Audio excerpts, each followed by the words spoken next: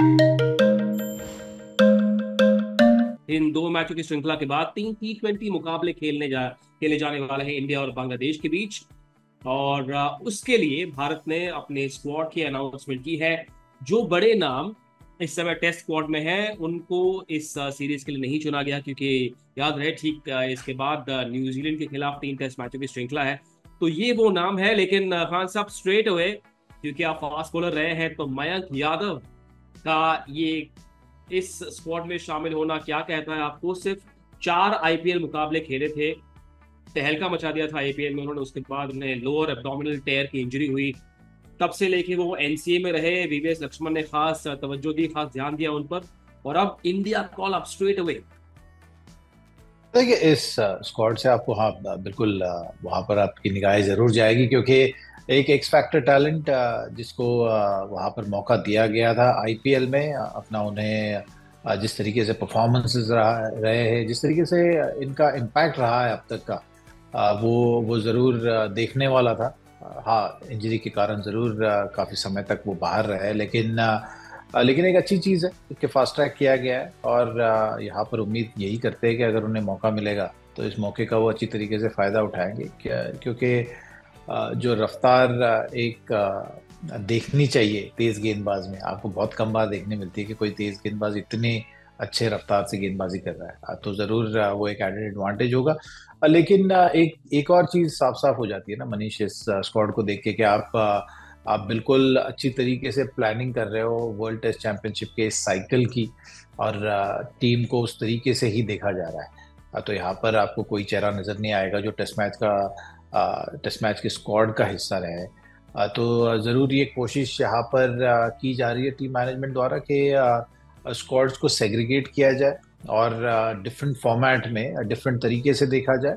और test match के लिए ज़रूर उस तरीके का इम्पोर्टेंस भी है, क्योंकि ये इम्पोर्टेंट साल रहने वाला है। बाद में ऑस्ट्रेलिया टूर भी आएगा। जब टेस्ट मैच को आप देख रहे हो तो जितने भी मौके मिल रहे हैं वहाँ पर उस तरीके से आपको डायरेक्शन नज़र आ रही है, क्योंकि जो जो खिलाड़ी यहाँ पर टेस्ट के प्लेइंग 11 में नहीं थे, उन्हें भी यहाँ पर विश्राम करने का एक एक न्योता दिया गया है। तो वो जरूर मैं समझता हूँ आपको डायरेक्शन दिखाती है कि किस डायरेक्शन में टीम मैनेजमेंट सेलेक्टर सोच रहे हैं।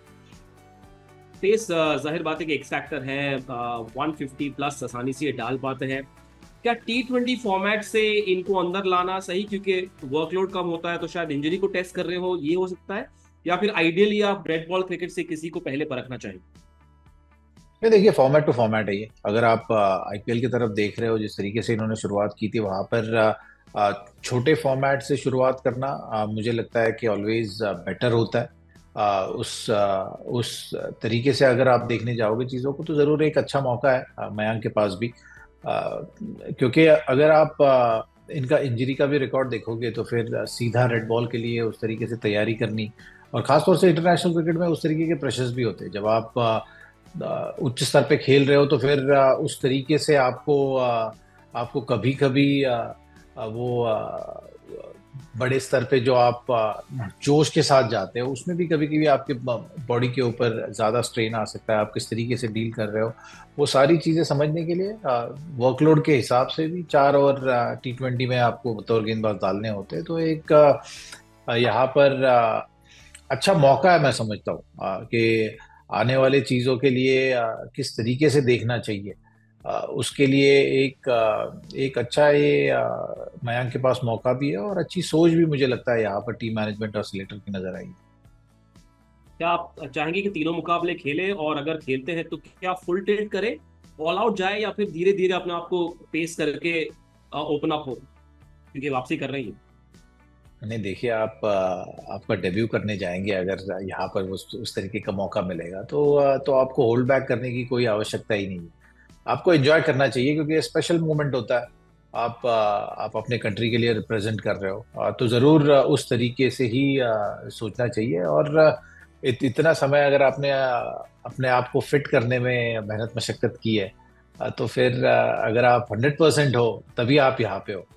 तो जब आप 100% होगे तो ज़रूर उसी तरीके से आपको चीज़ों को भी देखना चाहिए। तो तो अगर खेलने का मौका मिला तो मुझे लगता है कि एक स्पेशल मोमेंट जरूर होगा, और अगर ये अच्छा करते हैं तो भारत के लिए भी एक एक अच्छा एक अच्छी एडिशन होगी, मैं समझता हूँ टीम में, क्योंकि आपको अलग अलग शैली के गेंदबाजों की आवश्यकता होती है। तो मयांक की तरफ जब भी किसी ने देखा है तो सबसे पहले जो स्ट्राइकिंग चीज है वो उनकी रफ्तार ही है।